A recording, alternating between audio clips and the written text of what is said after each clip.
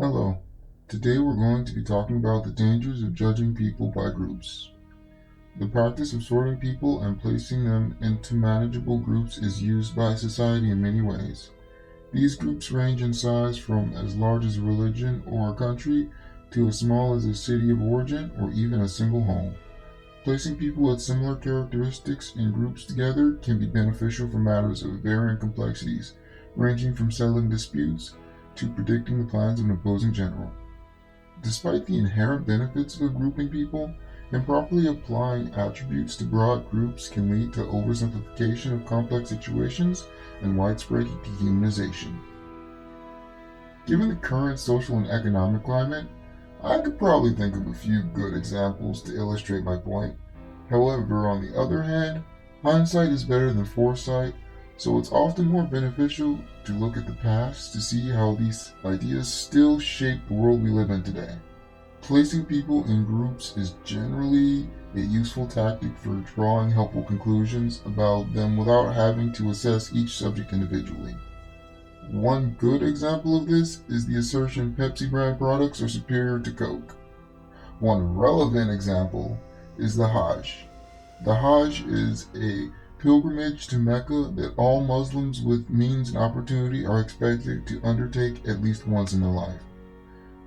Knowing that all Muslims are expected to make this journey at least once, it can be reasonably assumed that Muslims such as Mansa Musa and Ibn Battuta each undertook the Hajj. If you are assuming that, you would be correct. Keeping with the theme of global context, another example is the statement, Chinese governments are often wary of outsiders.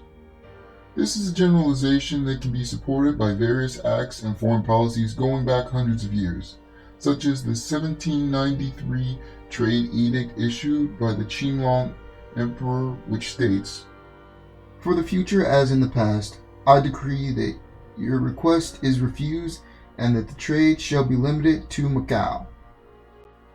This decree limited most foreign traders to a single port on the outskirts of China.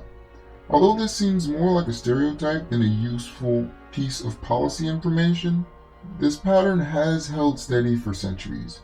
Considering its prevalence, discovering the causes of this mindset can add perspective to Chinese culture in general, especially considering how some of the same factors influence China's foreign policy today. While in pursuit of this knowledge, it must be kept in mind that context is important and that this information is generalized, and there is a level of ambiguity that must be accounted for on a case-by-case basis. Trying to form opinions by assessing a group that is too broad can lead to facts that only apply to subsets of that group, or overzealous reactions based on unsubstantiated predictions. Looking back at the example of Chinese culture, for the most part the government is quite conservative, but there are exceptions to every rule. Zheng He is one of the major exceptions. Zheng He was sent on multiple voyages of patronage by one of the main emperors, and these trips took him all the way to Africa. Although this incident contradicts the trend, it's not significant enough to discredit the original point, unlike what happened during the Black Plague. During the 14th century outbreak of the Florentine Black Plague, the Florentine Chronicle states, "Child abandoned the father, husband the wife, wife the husband, one brother the other, one sister the other." It also goes on to say, "No one or few wished to enter a house where someone was sick, nor did they want to deal with those healthy people who came out of a sick person's house." Grouping the victims' families with the infected likely helped reduce the spread rate of the disease by lessening public contact with possible vectors.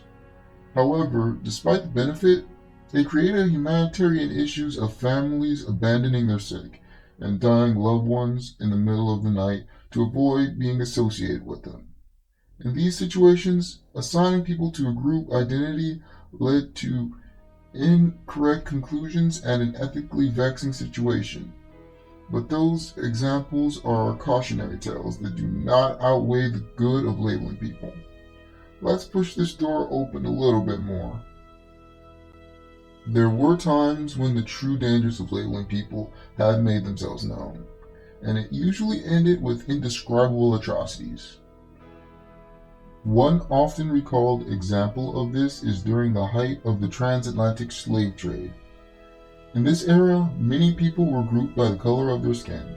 Black African people were taken from their native land, packed into ships like sardines, and sent across the ocean in the vilest of manners.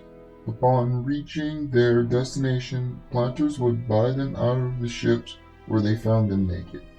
As Richard Ligon wrote, "They choose them as they do horses in a market. The strongest, youthfulest, and most beautiful yield the greatest prices. 30 pounds sterling, about $10,000 today, is the price for a best man, insert expletive, and 25, about 8,000 today, to 26 or 27 pounds for a woman. The children are at easier rates." In this scenario, people were stripped of their identities and grouped together by the color of their skin so others could assert control over them.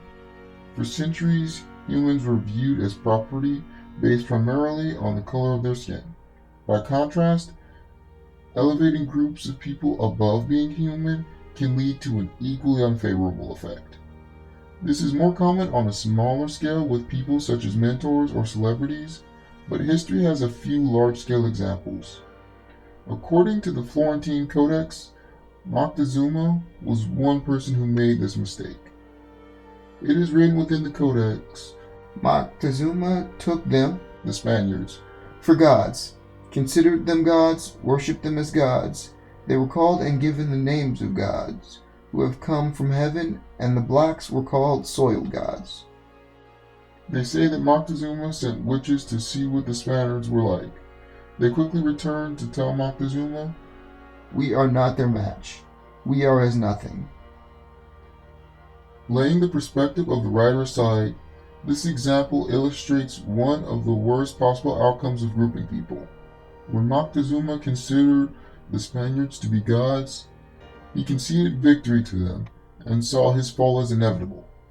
That insurmountable despair is one of the worst fates that can befall a man. We are all human, but separating people into large and small groups can be used to understand their perspectives and interpret their actions. However, it must be kept in mind that attributing traits to groups that are too broad can lead to inaccurate assessments, and placing people in groups that are above or beneath what is considered human often leads to unfortunate outcomes. Grouping people with similar characteristics together can be ideal for matters of varying complexity, but only if applied properly in ways that mitigate oversimplification and dehumanization. Before I go, I would like to give a special thanks to Badger for proofreading the essay that became the script for this video, and also Emperor Tigerstar for letting me use his map of Zheng He's travels. Emperor Tigerstar is an excellent mapmaker and historian. I highly recommend this channel. All of my sources are in the description below, and thanks for watching.